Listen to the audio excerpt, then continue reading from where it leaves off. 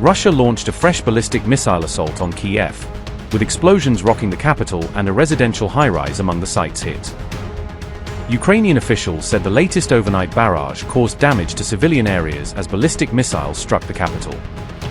President Zelensky claimed Russia is preparing a major new wartime mobilization to sustain and expand its military campaign. Zelensky warned Moscow is seeking additional manpower as Russia prepares for a prolonged phase of the war. Ukrainian officials also warned that Russia could receive additional troop support from one of its allies as the conflict intensifies. We also see Russia's cooperation with North Korea. Russia wants to bring in another 30,000 North Korean troops. Preparations have been underway in Russia's Voronezh region since June to receive them. In addition, North Korea is preparing to supply Russia with new launches of ballistic missiles. Russia fired ballistic missiles at Kyiv overnight, striking a residential high-rise in the capital's latest attack. Explosions rocked Kyiv as massive fires lit up the skyline during the overnight missile barrage on July 25. Kyiv Mayor Vitali Klitschko said missile debris slammed into an 18-story apartment building in Shevchenkivskyi district. The impact triggered a major fire between the 7th and 8th floors as emergency crews rushed to evacuate residents. Another blaze also erupted at a non-residential facility in Kyiv's Solomianskyi district following the missile attack. Ukraine's Air Force had issued an urgent ballistic missile warning just minutes before explosions were heard across Kyiv. President Zelensky warned Vladimir Putin was preparing a broader mobilization as Russia's battlefield losses continue to mount. Kyiv's intelligence said Russia recruited about 221,000 troops in 2026, but suffered roughly 225,500 casualties during the same period. Ukrainian officials have repeatedly warned Moscow could announce a fresh nationwide mobilization campaign later this summer. Ukraine's military intelligence earlier claimed Russia missed its 2026 recruitment target by around 30,000 personnel. Zelensky said Putin was concealing his intentions while preparing to send even more Russian troops into the war. We also see Russia's cooperation with North Korea. Russia wants to bring in another 30,000 North Korean troops. Preparations have been underway in Russia's Voronezh region since June to receive them. In addition, North Korea is preparing to supply Russia with new launches of ballistic missiles. This is a threat not only to Ukraine. Russia is helping North Korea learn how to wage war, improve its weapons, and gain real combat experience in using them. All of this poses a threat to every country in Asia that lies within range of North Korean missiles. I will also instruct our intelligence agencies to share with our partners the information we have regarding Russia's new assistance to the Iranian regime.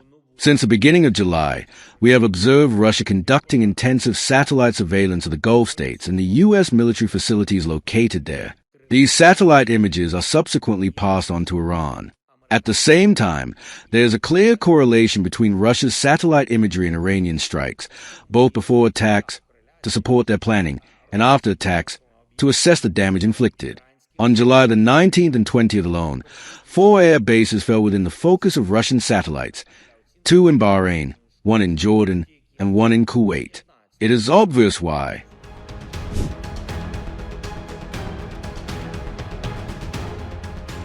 Putin's forces responded with overwhelming firepower after Zelensky's military launched fresh strikes targeting critical Russian infrastructure across multiple regions. On July 25, a Russian-occupied town in southern Ukraine came under attack as Ukrainian forces intensified operations near the front line. At least 8 people, including 2 children, were reportedly killed after the strike, adding to the mounting civilian toll of the conflict. Another Ukrainian drone strike reportedly triggered a massive blaze at the Tyumen oil refinery deep inside Russia's Siberian region. Notably, the Tyumen refinery lies nearly 2,000 kilometers from Ukraine, highlighting Kyiv's growing capability to launch long-range drone attacks. A Russian weapons manufacturing plant in Kirov was also engulfed in flames following another large-scale Ukrainian strike, according to reports. Ukrainian President Volodymyr Zelensky claimed that additional long-range attacks were carried out against several strategic targets across Russian territory. This came after Zelensky warned on July 24 that Russia was preparing to unleash another wave of devastating missile strikes against Ukraine. We know from our intelligence services and our partners that the Russians have prepared missiles for another large-scale strike against Ukraine. This strike could come today. The information we have indicates it may occur within the next 48 hours. We have clear intelligence indicating that Russia is preparing a new and substantial wave of mobilization for this autumn. At present, Russia is losing more troops on the battlefield than it is recruiting, yet Russian President Vladimir Putin intends to intensify the attacks and further expand this war. He needs more Russians to take part in assault operations. We are preparing to meet with the President of the United States and his team. I thank the United States. I thank everyone who stands with Ukraine, with our people and our efforts to protect life.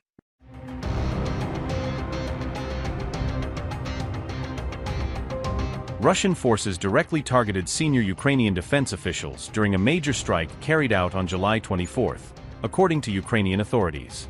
Russian ballistic missiles struck Kyiv at a location where a major defense industry event was reportedly taking place at the time.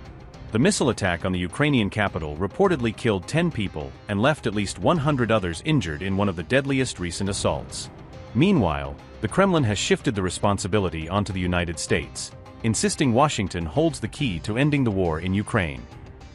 We will be waiting for new proposals. The Americans are sincere, President Donald Trump is sincere, and his negotiators are sincere in their desire to formulate some options of peace settlement, acceptable for all sides. The option which had been offered by him was accepted by us but was not accepted by the Ukrainians. And the Americans were not able to convince the Ukrainians because they could not make the Ukrainians, incited by the Europeans, shift their ground. We are open for further proposals and discussions which of course should be acceptable for us, above all. But the Americans continue supporting Ukraine militarily. This support is significant. We keep it in mind. They continue to supply Ukraine with weapons, as Russian Foreign Minister Sergei Lavrov also said.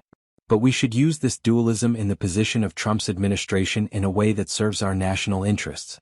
And their desire to contribute to peace settlement absolutely serves our national interests.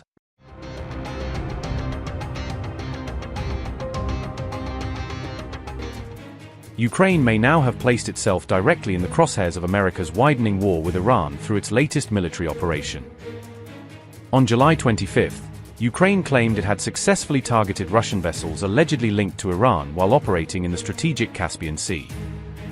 Ukrainian President Volodymyr Zelensky personally revealed details of the operation, describing it as another major blow against Russia's military network. Zelensky claimed the Russian vessels that were attacked had been used to transport military cargoes allegedly connected to Iran's defense infrastructure. Zelensky said, and I quote, "Ukraine continues applying long-range sanctions in response to Russian strikes. Last night, the warriors of our defense forces hit targets across different regions of Russia that are fueling this war. Once again, a plant in Kirov was struck, the one supplying components for the weapons Russia uses to attack our people. That's about 1,200 kilometers from Ukraine's border.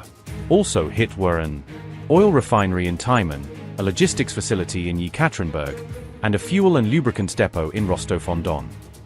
We also achieved very strong results with long-range strikes in the Caspian Sea, including vessels used in military cargo shipments involving Iran, as well as a warship."